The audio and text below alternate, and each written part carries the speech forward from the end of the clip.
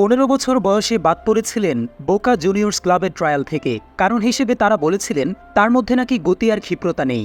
10 বছর পর সেই ছেলেটাই আর্জেন্টিনাকে জেতালেন কোপা আমেরিকার শিরোপা।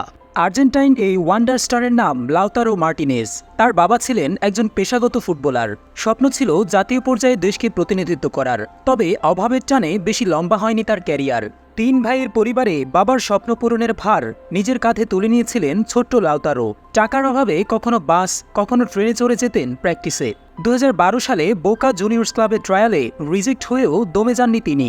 চেষ্টা চালিয়ে গেছেন লাগাতার, যার ফলস্বরূপ 2014 সালে আর্জেন্টিনার স্থানীয় ক্লাব রেসিংয়ের নজরে চলে আসেন এই তরুণ ফুটবলার। তারপর আর পেছনে ফিরে তাকাতে হয়নি। একের পর এক সিঁড়ি পার করে উঠে আসেন জাতীয় দলের দরজায়। তবে জাতীয় দলে এসে শুরুতেই প্রত্যাশার চাপে পড়ে যান এই তরুণ। সার্জিও অ্যাগুয়েরোর বিকল্প হতে গিয়ে নিজেকে হারিয়ে ফেলেন এই রাইজিং স্টার। প্রতিভার কখনোই কমতি ছিল না লাউতারোর, অভাব ছিল শুধু আত্মবিশ্বাসের। সেই আত্মবিশ্বাসের ঘাটতি বিশ্বকাপে খুব বাজেভাবে ভোগায় তাকে। লাউতারো মার্টিনেজ দলের বোঝা, আর্জেন্টাইন স্কোয়াডে থাকার কোনো যোগ্যতাই নেই তার।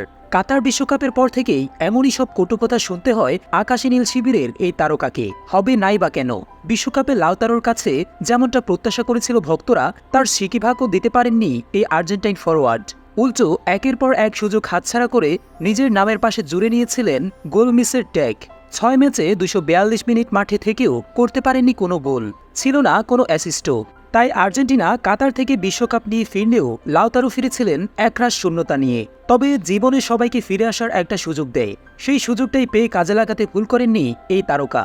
সদ্য সমাপ্ত কোপা আমেরিকায় নিজের প্রতিভার ঝলক দেখিয়ে বুঝিয়ে দিয়েছেন হারিয়ে যেতে নয়। আর্জেন্টাইন শিবিরে ধ্রুবতারা হতেই এসেছেন তিনি।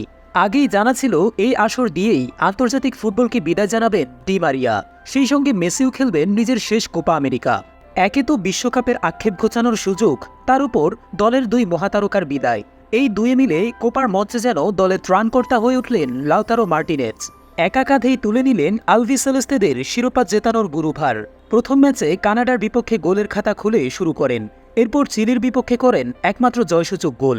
গ্রুপের শেষ ম্যাচে পেরুর বিপক্ষে জোড়া গোল করে দলকে নকআউটে তুলে দেন এই আর্জেন্টাইন ইয়াংস্টার। তবে এসব শুধুই ট্রেলার। কামব্যাকের গল্প এখনও নায়ক হয়ে ওঠা বাকি ছিল তার। এর জন্য ফাইনালের মঞ্চকেই বেছে নিলেন আর্জেন্টাইন এই গোল্ডেন বয়। পুরো আসরে দুর্দান্ত খেলে আসলেও ফাইনালে কলম্বিয়ার বিপক্ষে কিছুতেই সুবিধা করতে পারছিলেন না আর্জেন্টিনার খেলোয়াড়রা। ইনজুরি নিয়ে মাঠ ছেড়ে ডাগআউটে বসে কাঁদছিলেন লিওনেল মেসি। সমর্থকদের চোখে মুখেও ছেয়ে গিয়েছিল হতাশার কালো ছায়া। এমন সময়ে যেন আলভিসেলেস্তেদের হৃদয়ের স্পন্দন হয়ে জেগে উঠলেন লাউতারো মার্টিনেজ। ডান পায়ের এক দুর্দান্ত শটে বল জালে জড়িয়ে হাসি ফোটালেন মেসির মুখে। সমর্থকদের ভাসালেন আনন্দের জোয়ারে। বিশ্বকাপ জিতে সতীর্থদের কাছে যে ঋণ জমিয়েছিলেন, কোপার শিরোপা জিতিয়ে যেন তারই প্রতিদান দিলেন 26 বছর বয়সী এই আর্জেন্টাইন। সেই সাথে বিশ্বকে জানিয়ে দিলেন লাউতারো মার্টিনেজরা হারায় না, প্রতিপক্ষকে হারাতে ফিনিক্স পাখির মতো ফিরে আসে।